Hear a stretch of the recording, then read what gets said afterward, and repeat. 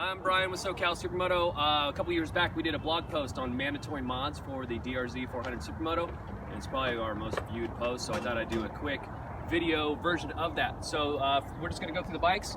We're going to tell you how we set them up. You can set them up however you like, but this is what works for us and how we like the feel of the bikes. So we'll start with the basics. We run all Dunlop Q5 tires. They're made in New York, they're cheap, they warm up really fast, and they stick killer. We said that before they were a sponsor. We just say it a lot more often now, but we absolutely love these tires. This bike right now, the rear is a 150 Q3 prototype. So normally we're not having a slick on the back, we just run the standard 160 Q3. So if you're worried about chain rub, you can get a chain guide from Toxic Moto Racing that'll take care of any chain rub when using the 160. Next up, suspension. We use stock suspension. So the difference here is how we set it up. On the top clickers, we max out the compression all the way. So no secrets there. On the bottom, we basically max the rebound dampening all the way and then back it off 3 clicks. This is just kind of our baseline where we start with bikes and then we adjust from there.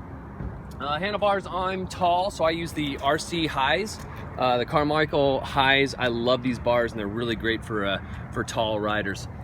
Here's my absolute most mandatory mods on the DRZ.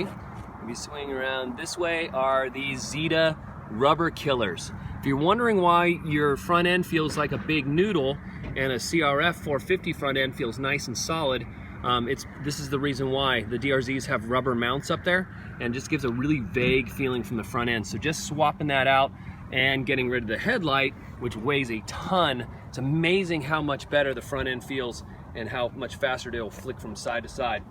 Let's go on to the engine.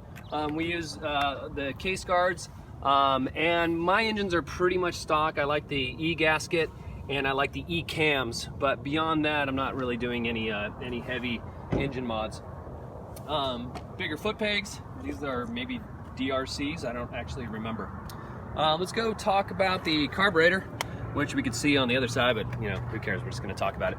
I actually like the old CV carbs. I know like everybody wants to switch to the FCRs. I think it's just my style of riding. I like to just focus on getting on the gas very early and very smooth. And I actually like the CV carb. So all I do as far as jetting is I go the Dyna Stage 2 jet kit and run an aftermarket pipe, and I don't really sweat it too much. Airbox, I don't do the 4x4. I just remove the snorkel, and that's enough for me. When they're too opened up, again, it kind of hurts the low end delivery coming off the corner. So I'm not telling you not to. I'm just saying I personally don't like the airbox all opened up. Next up is handguards. So I'm gonna bring you over to this bike. My bike's currently missing the handguards, so I just have folding levers instead. These are the cheapo Cycle Gear, $24 went on sale handguards. We've tested Cycras and the Chinese knockoffs, and we've tested every handguard, and we've crashed motorcycles more than anyone I've heard of.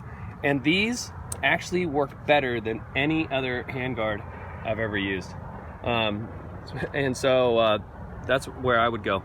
The people ask me about that front fender on this bike. I think this is the older Cycra Supermoto fender. So if you have if you look up Cycra Supermoto fender, it's the one that doesn't have the second additional piece in the back of the bike. That's that. Rear suspension, we simply max out the compression. We just spin that clockwise all the way.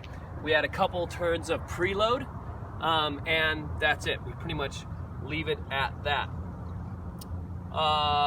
Brake pads, just using sintered brake pads. Most importantly, graphics for additional 5 horsepower. We use AMR Racing graphics. AMR is a sponsor. These things usually last longer than the DRZs. These graphics hold up great through multiple crashes. And I think that's it. So I probably forgot something.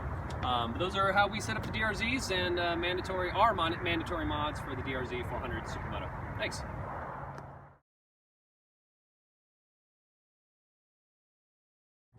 Brakes, again, we're pretty much just running a stock drz400sm brake system. If you run the E model or an older S model, the new master cylinders hold more brake fluid and are less likely to cook your brakes.